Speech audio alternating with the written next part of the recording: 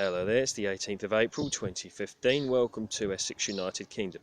Now the purpose of today's video is to show you a small backyard orchard of which I've been involved with over the last 5 years. Prior to this was basically some waste ground, certainly no fruit bushes or fruit trees to speak of.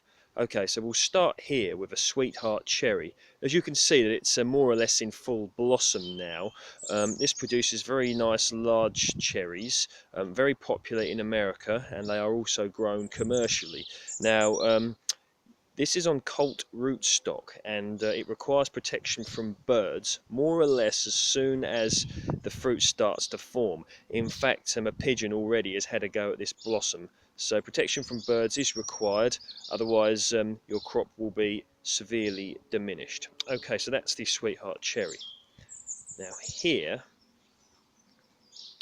we have a James Grieve apple on MM106 rootstock. This has been in the ground, I would say, approximately 3 to 4 years. Produces nice crops. Off this tree last year, I suppose I had about 20 or 30 apples. Not bad considering it's still a relatively small tree. This is partially self-fertile. As you can see, we're not far off of blossom time. Now, James Grieve is a Scottish apple and is said to be very tolerant of wet weather. Okay, so that is the James Grieve. Now, I don't know what possessed me to put it here, but this is a gooseberry bush. As you can see, it's got loads of little gooseberries on already, so hopefully it won't be too long before we get a crop of gooseberries. Now over here I have some strawberry plants. As you can see, they are growing at the base of some fruit trees, which is not the best place to grow this sort of thing, but due to the relatively small size of this backyard orchard, I wanted to make use of available space. So here we go, we have some nice amount of strawberry plants. Now we come to an early rivers plum tree. Again, this has been in 3 to 4 years. It's grown very vigorously, you can see.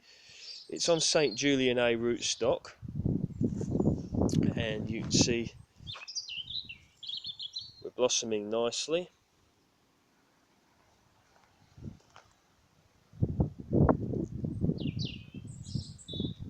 So that's early rivers plum tree. This over here is, I've not got anything in it yet, but this will be a small vegetable garden. I intend to put runner beans, marrows, courgettes, that sort of thing here. Okay, here we have some hazelnut bushes grown from nuts from a family member's tree. I have 2 of them. So one day these will be producing lovely hazelnuts. I have a white currant bush here. White currants aren't that popular nowadays. You don't see many of them around, which is a shame. They're very sweet, very nice to eat straight off the bush. It's a white currant. So we come over here to another part of the backyard orchard, and we have another white currant and some good old-fashioned rhubarb.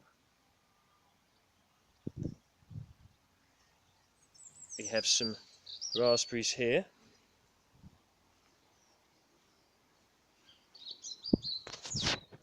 And here we have a pear tree.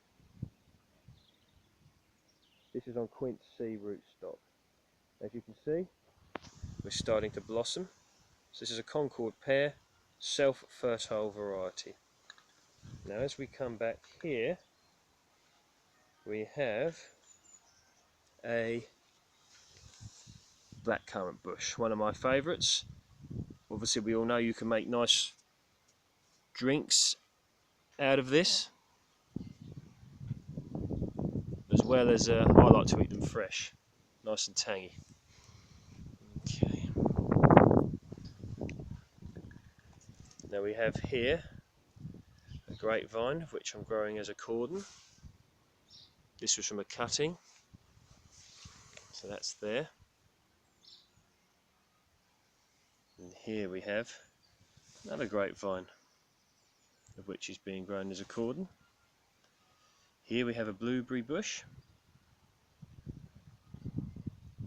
This is done very well actually. This is about 4 years old. Now this is my favourite part, and we have here a Lakemont Seedless Grape. Been in the ground, I would say 3.5 years.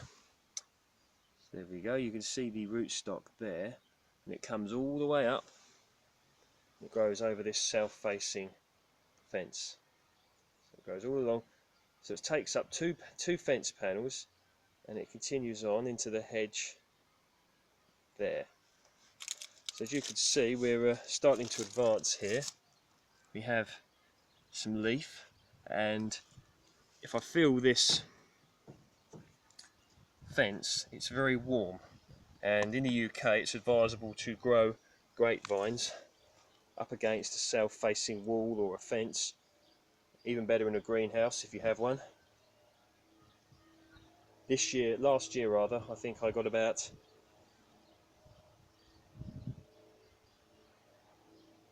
20 bunches of grapes off of this, and I had to cut it back hard in the winter, and I believe I took about 25-30 cuttings from it.